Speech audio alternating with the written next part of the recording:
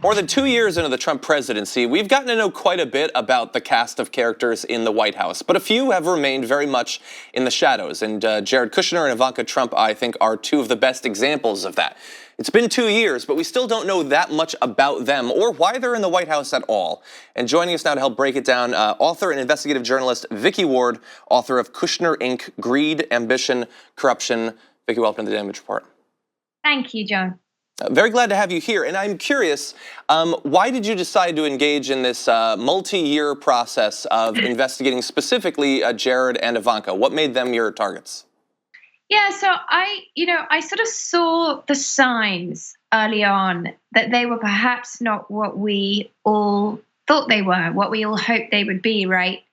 Or I think that a lot of people thought that they would be kind of a moral center, a moderating force on a president, known for his extreme character and his extreme policies. But, I knew a little bit about the world they came from. My last book was about the world of New York real estate. And I knew about the cultures that came from, that is very disdainful of rules. And there were signs, when the moment that Ivanka flashed up her bangle, she remember during the transition, 60 Minutes interview. The next day, everyone was told they could buy a $10,000 bangle, and something about that really felt wrong. And although her brand apologized at the time, as someone in the transition later said to me, you can't unsee it. And then the story that broke just before the inauguration about Jared, the fact that he had been meeting in the first weekend of the transition with the Chinese, a big Chinese insurance company whose chairman right now is in jail for life, actually, to try and save this troubled building, this like financial albatross around the Kushner family's shoulders.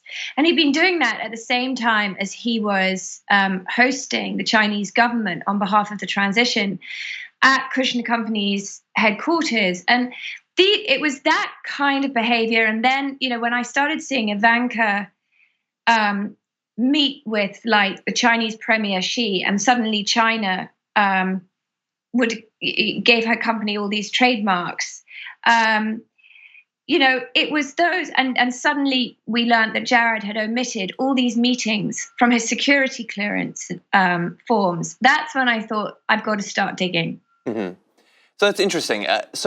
Look, it seems like the three subtitles to your book, Greed, Ambition, Corruption, it seems like while they've been there, they have certainly been enriching themselves in a number of different ways. And it's possible, I guess, that that's one of the reasons that they were installed in the White House in the first place. But I am curious, the odd level of trust and responsibility that Donald Trump places on them, for instance, putting Jared Kushner in charge of virtually every project, are they just there to enrich themselves and the families, or does Donald Trump actually believe that they can be trusted or are qualified to be top-level aides like they are? Well, look, Trump has run a family business, all right? I mean, both Jared and Ivanka grew up in family real estate businesses. And so, I mean, this is what you're seeing. I mean, the White House is being run like a business. And I think that sort of we as journalists need to really cover it like that, and not in a traditional way.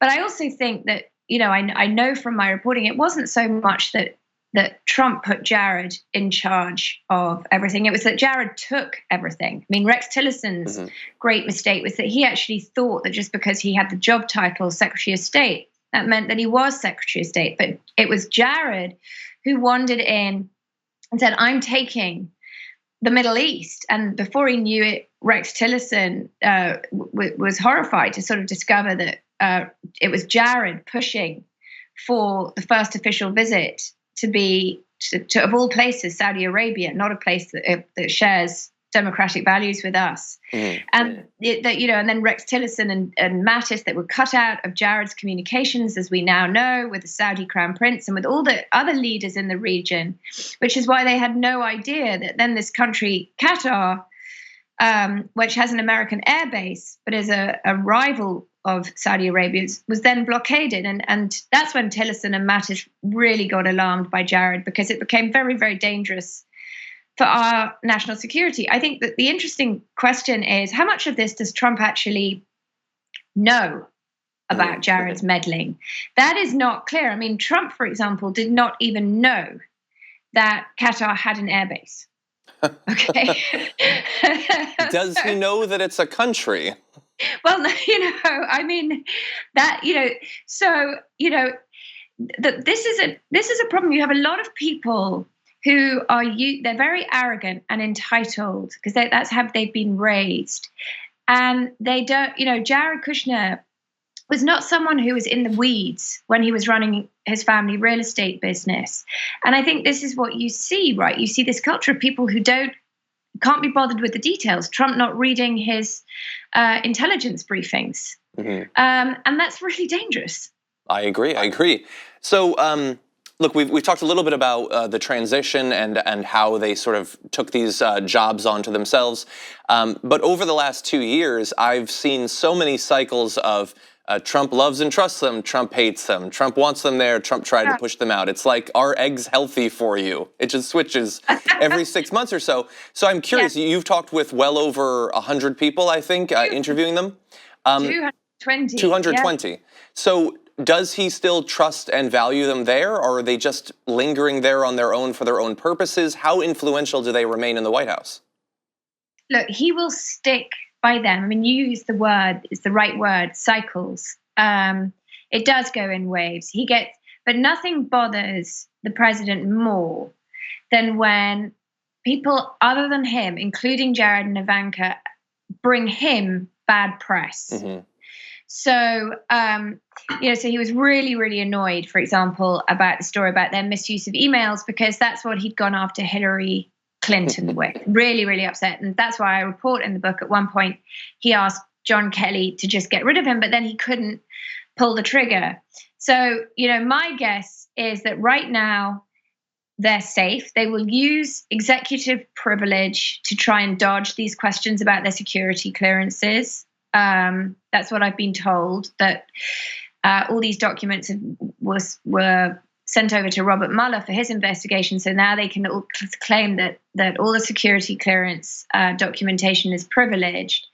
So until, and even if they then subpoena John Kelly, he could argue executive privilege. So, until they become a liability for Trump, he's going to stick with them. But if they become a liability, I think you'll see he won't hesitate. Okay, well, we will certainly be watching, and perhaps that will generate a sequel to your book. Vicki Ward, we want to thank you for joining us on the show today. The book is Kushner, Inc., Greed, Ambition, Corruption, The Extraordinary Story of Jared Kushner and Ivanka Trump. Thank you for joining us. Thank you.